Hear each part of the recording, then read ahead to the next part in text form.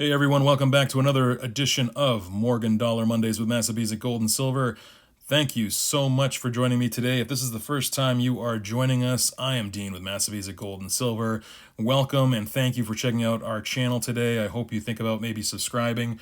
But today we are going to be looking at the 1921 Morgan dollar. We have a nice Philadelphia, a nice Denver to show you. We're going to actually start here with the 1921D. This is a raw coin. If you've been watching the channel, we recently took this out of a large collection that we're currently processing to get ready to market to sell. You can see some marks here on Liberty's cheek, but nothing too distracting. The luster is quite nice. I really like the 21D. All of the 21Ds have this kind of micro D on the back, so that's not special. It's just that's how they all were.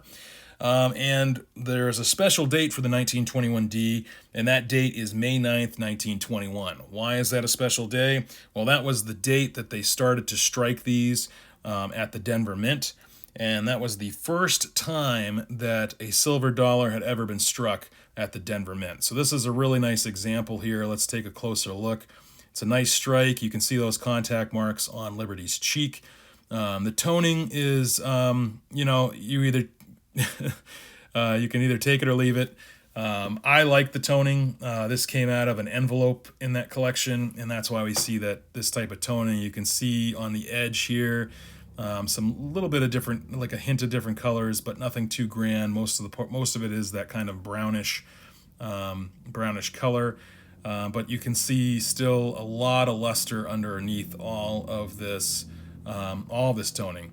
I am hesitant to dip this coin. I don't think it would be really good to try to take this toning off. I like toning, and I do realize that not everyone's going to be into this toning, but I just don't really want to do that. I think it actually adds a little bit of uniqueness to this coin when these are not unique.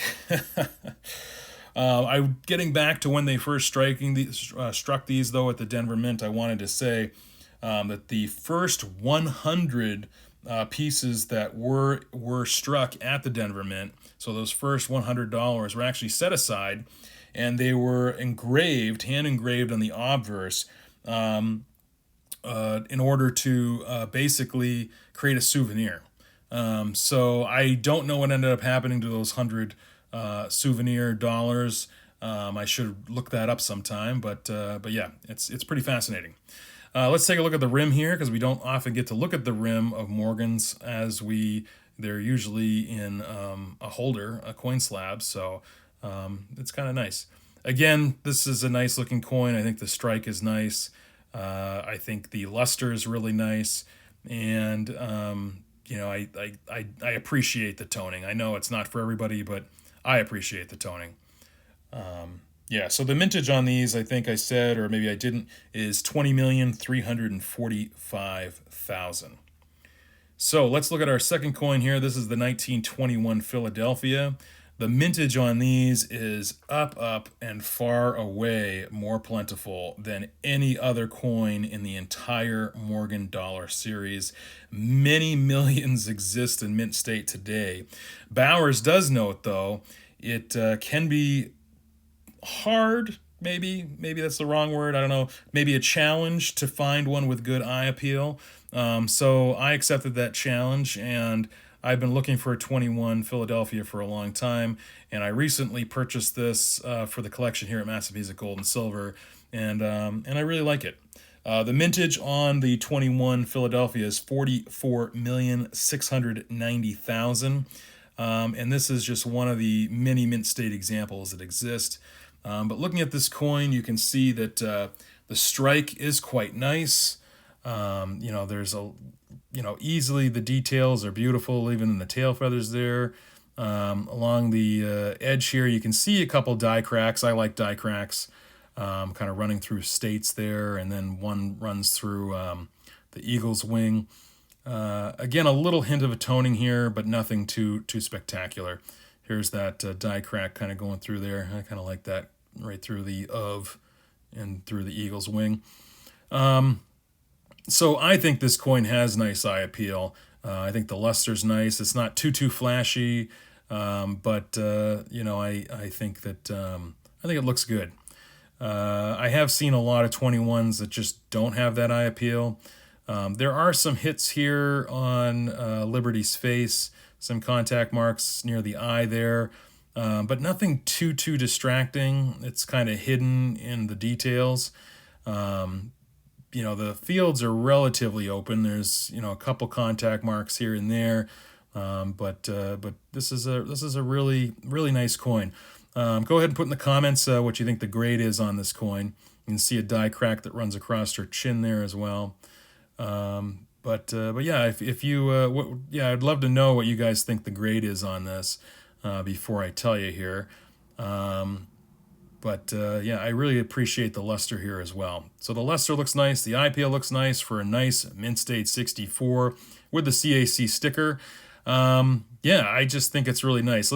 I do want to show you though. This is an 82 Philadelphia. Just the chin on the 21 always gets me. It's like this kind of thin pointed chin compared to the old chins on the other Morgans. I don't know. I don't know which chin I like better. I think I like the old chin better. But anyway, the 21 is nice. Here, let's take a side by side with the 21D. As far as luster goes, I think the luster is comparable. As you can see here, as I turn on her cheek by her ear, you can see that the luster is comparable to the MS64. That's why I tend to put the raw coin more so in that MS63, because to me it has the luster, even though it's underneath all that toning. But I do think that the contact marks on her cheek might hold it back a little bit. But I really like that coin. I really like this coin too. I wanted to also try to find a 21S, but that's been more of a challenge for me. But again, I'm kind of looking out there, and Morgan prices really seem to be all over the place right now. I've kind of pulled back from purchasing some because it just seems like they're all over the place. So when this came across my desk, I really appreciated that. And just being able to look at this in a nice raw mint state is just really. Sorry, I'm getting lost here in in looking at this coin.